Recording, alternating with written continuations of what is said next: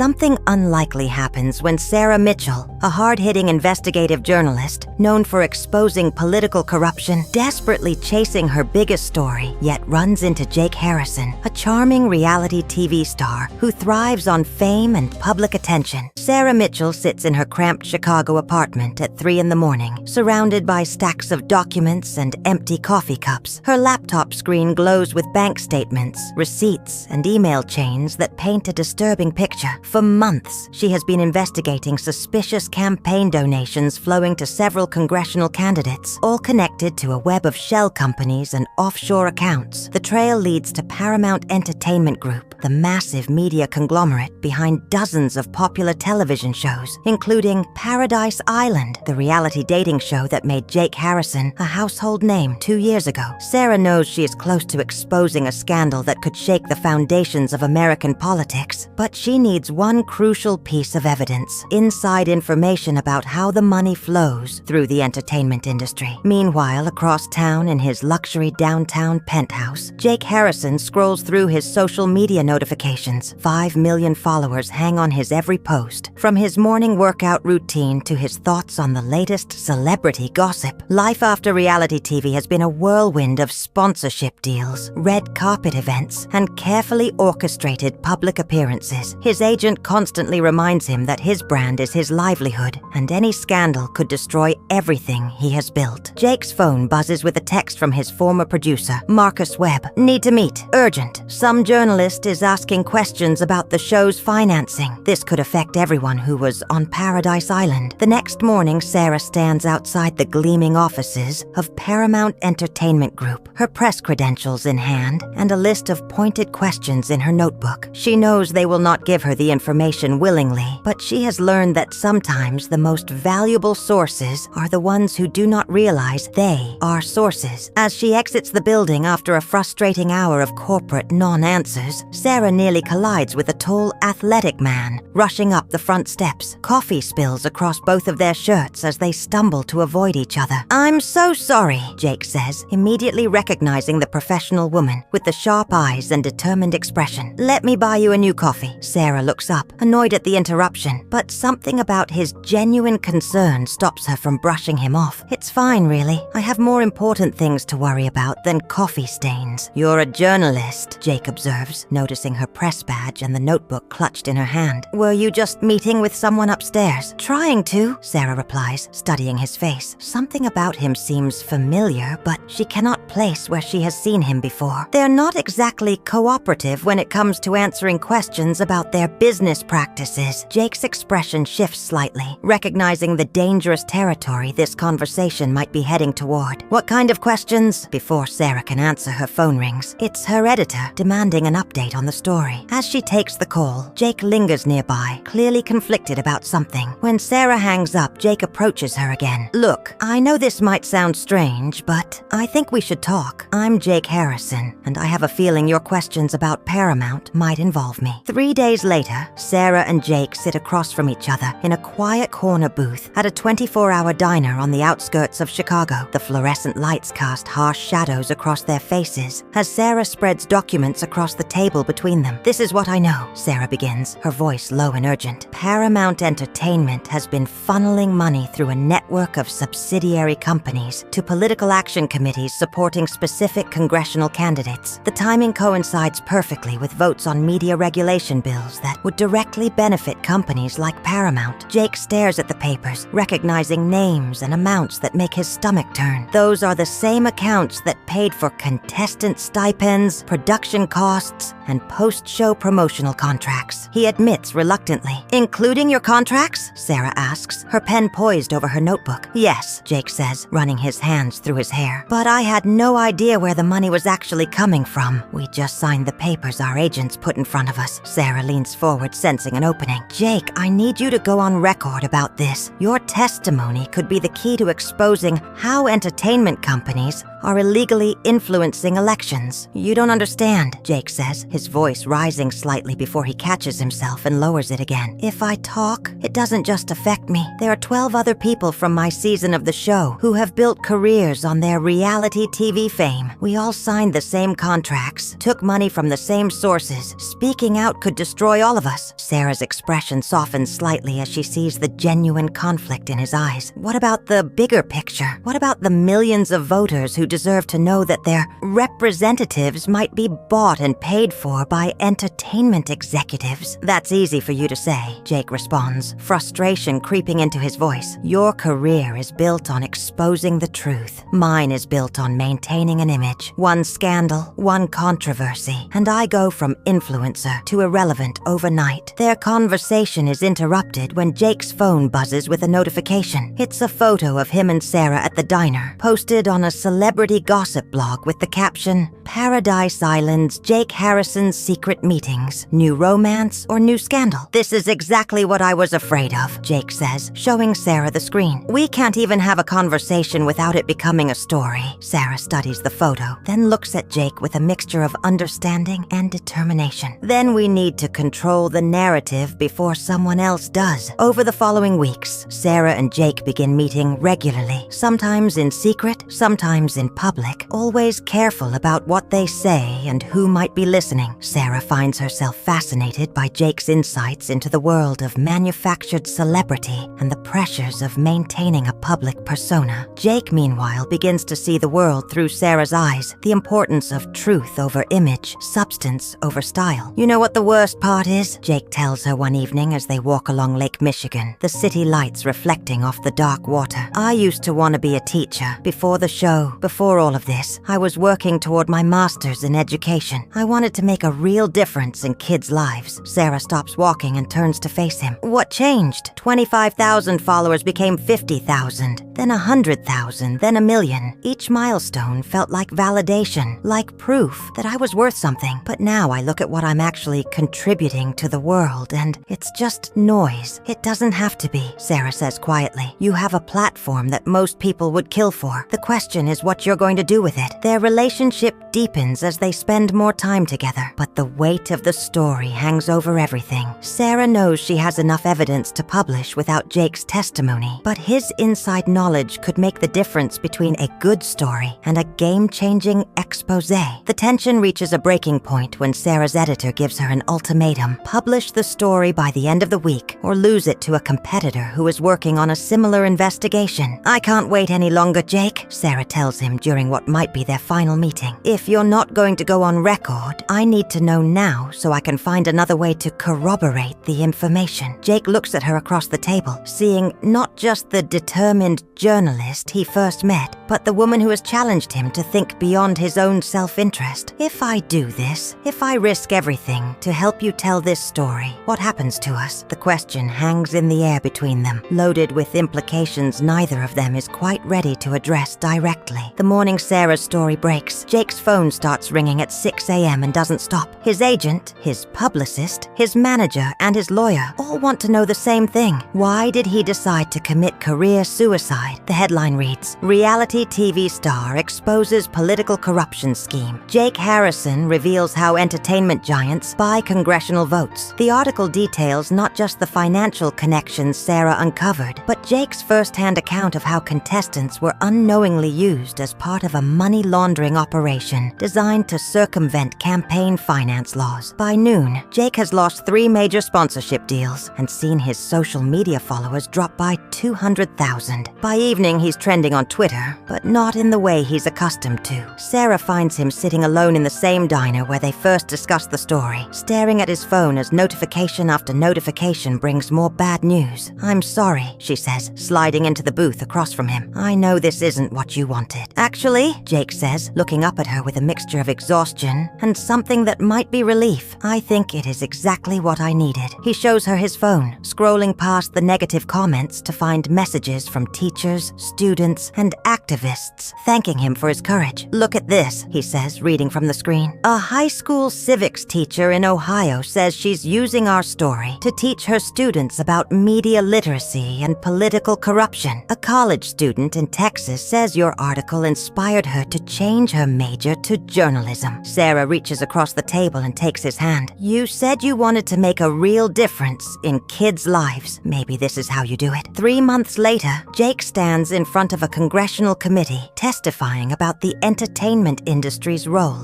in political corruption. The hearing is broadcast live on multiple news networks, and Sarah watches from the press gallery as the man she has come to love uses his platform to advocate for transparency and accountability. The investigation ultimately leads to new campaign finance legislation and the resignation of 2 congressmen. Jake's reality TV career may be over, but he has found something more valuable, a sense of purpose and a relationship built on mutual respect and shared values. As they leave the Capitol building together, Jake turns to Sarah with a smile. "So, what's our next story?" Sarah laughs, linking her arm through his. "Our next story? I like the sound of that." 6 months later, Jake is back in school, working toward his teaching degree while also serving as a consultant for media literacy programs across the country. Sarah's reporting on the Paramount scandal wins her a Pulitzer Prize, but more importantly, it opens doors to bigger stories and deeper investigations. Their relationship has evolved from professional cooperation to personal partnership, built on a foundation of trust, shared purpose, and the understanding that sometimes the most important stories are the ones that require the greatest personal risk. On a quiet Sunday morning in Sarah's apartment, now decorated with both of their belongings, Jake reads her latest article while she grades papers for the journalism class she has started teaching at Northwestern University. "You know," Jake says, looking up from his tablet, "I never thought I'd be grateful for spilling coffee on someone." Sarah smiles without looking up from her papers. "Best accident of my life." "Accident?" Jake raises an eyebrow. "I still think you planned the whole thing." "A good journalist never reveals her sources," Sarah replies, finally meeting his eyes with a grin that suggests he might not be entirely wrong.